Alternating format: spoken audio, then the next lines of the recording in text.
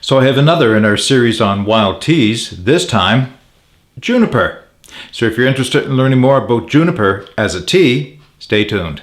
As with any foraging or of any wild plants, it's important that you do your own research to ensure that the plant is safe for you to use and that you have positively identified it. Okay, let's talk about Juniper.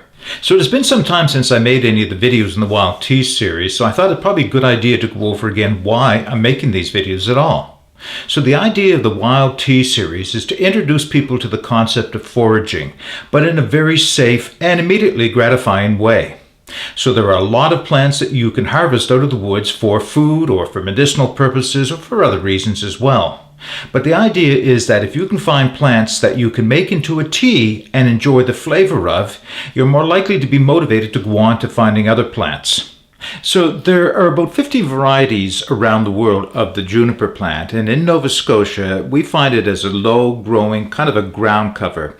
It's quite prolific along the shores of our lakes and streams, and it's an interesting plant in that it is an evergreen, although as you'll see in a few minutes, when I was out harvesting some recently in some cold weather, it did start to brown out, so some of the needles were turning brown. Now evergreens do lose their needles, all evergreens do, but they're constantly being replaced. So it's not the seasonal losing of leaves and growing of new leaves like you have on the deciduous trees.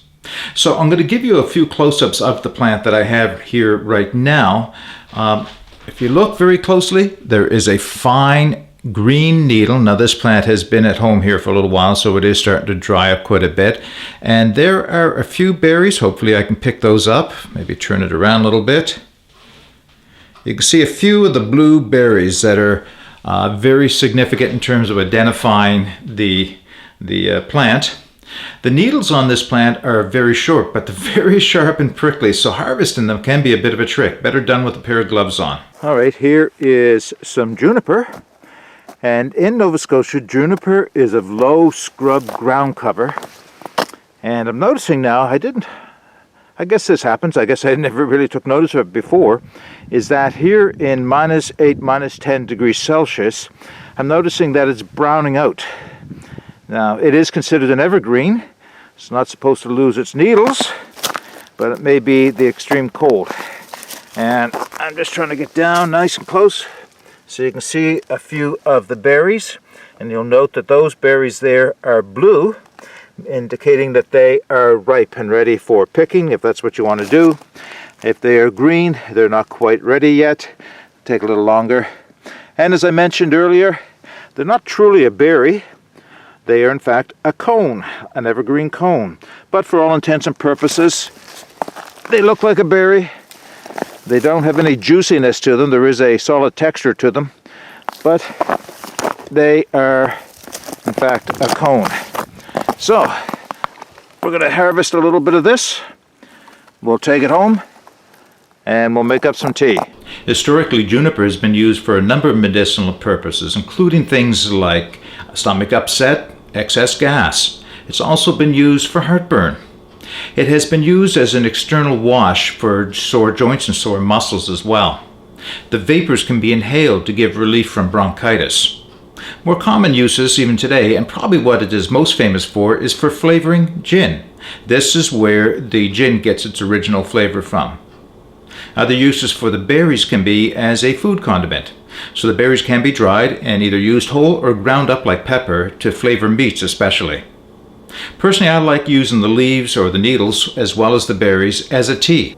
Okay, let's wrap this video up. Juniper is another one of those evergreen plants that you can find in the woods, at least around here in Nova Scotia, that makes a wonderful tea, something that you can harvest a little bit of, put in some boiling water, take it off and let steep for 5 to 10 minutes, and make a nice, light, aromatic but not overly strong cup of tea. It's also something you could add to other wild teas, such as pine needles, spruce needles, or fir needles if you want.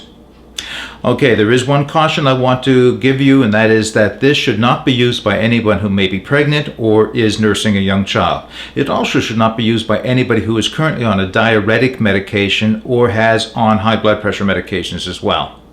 As I mentioned earlier, please do your research and make sure that this is safe for you and that you have positively identified this plant.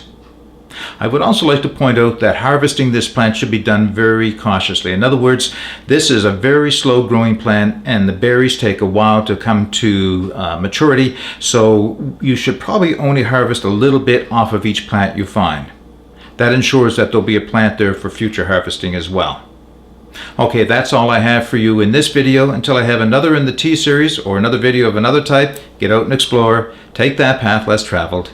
It'll make all the difference. Bye for now.